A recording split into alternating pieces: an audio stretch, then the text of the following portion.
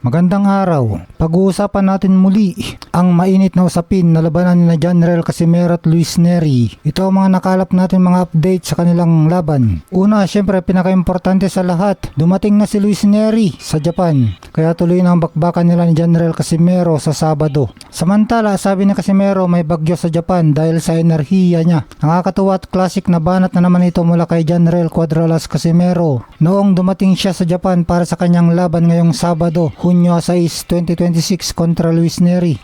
Nag-viral agad ang video niya kung saan sinabi niyang the wake up storm in Japan. Ginamit niyang metapora ng bagyo storm para ipaiwatig ang kanyang nagbabagang enerhiya, gigil at lakas na dala niya para sa darating na bakbakan. Para sa kanya, ang presensya niya sa Japan ay parang isang paparating na bagyo na gigising sa buong bansa dahil sa tindi ng aksyon na ipapakita niya sa ibabaw ng ring. Samantala, matapos sa mga pagdududa at mga nagsabing hindi niya maabot ang limit, ay nasecure na ni General Casimero ang kanyang timbang bago ang weigh-in. Saan na yung nakipagpustahan sa timbang ko na 1 million, tahimik ka na ngayon kalbo, di porket bayaw ka ng boxer, magaling ka na sa boxing. Tanga, wala kang alam sa boxing. Samantala, nagpakawala naman ng direktang warning shot itong si Luis Nery. Sabi ni Luis Nery, I'm going to destroy this clown. Sa tingin nga ni Luis Nery ay kengkoy lang itong si Casimero at sisirain lang niya ito sa kanilang laban. Nasa Japan na nga ang team Luis Nery. Ayon kay Papsi, kaibigan ni General Casimero, nakatakda rin mamaya ang media workout ni Nery. Kaya unti-unti lang umiinit ang eksena habang papalapit ang inabangang bakbakan. Samantala, hindi nagustuhan ni Kuyang Joseph,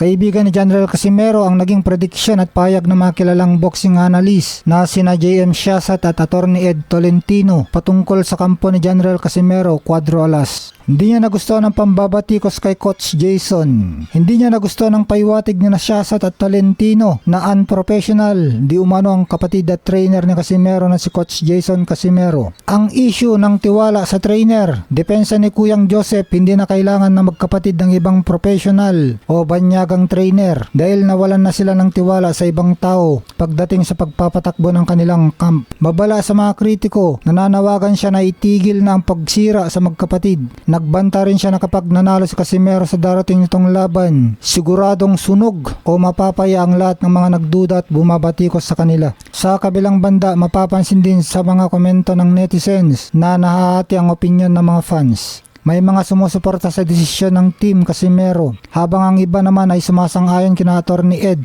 dahil sa tingin nila ay delikado para kay Casimero ang lumaban ng walang world class at kumpletong training staff, lalo na't pabalik na ito sa mabibigat na laban. Samantala, Luis Nery hinarang pala sa airport. Sa balitang patungkol kay Luis Nery na hinarang di umano sa airport, kumalat ang mga ulat na nagkaroon ng pansamantalang problema o aberya sa dokumento at flight ni Luis Nery patungong Japan dahil sa kanyang mabigat na kasaysayan sa bansa.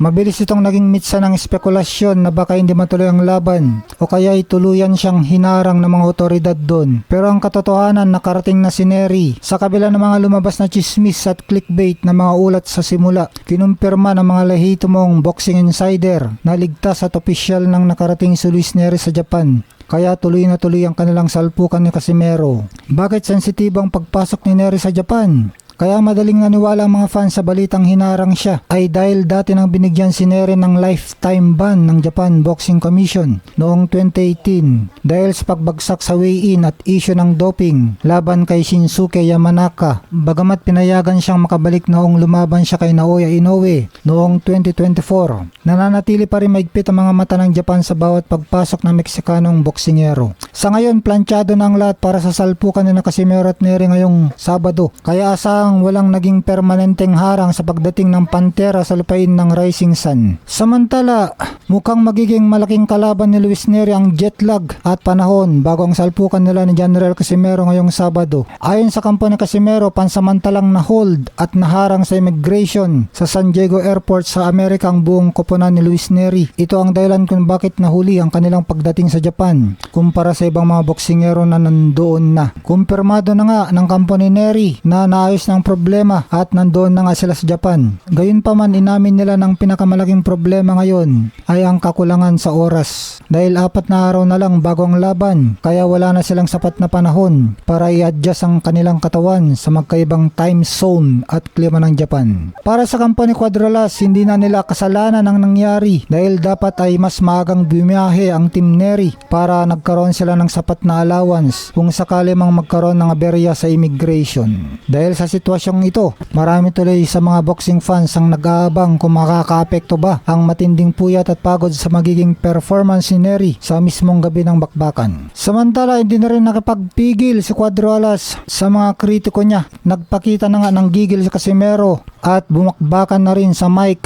laban sa mga analyst pa nitong mga kalbong bading itong si JM Shasat dahil sa walang umpay na pambabatikos sa kanila. Ayon naman kay Kuyang Joseph, ang pinakamagandang sagot sa lahat ng mga bashers at analyst ay ang darating na June 6, 2026 kung saan target nilang pabagsakin si Luis Neri sa Japan para mapatunayang tamang kanilang pamamalakad sa boksingero.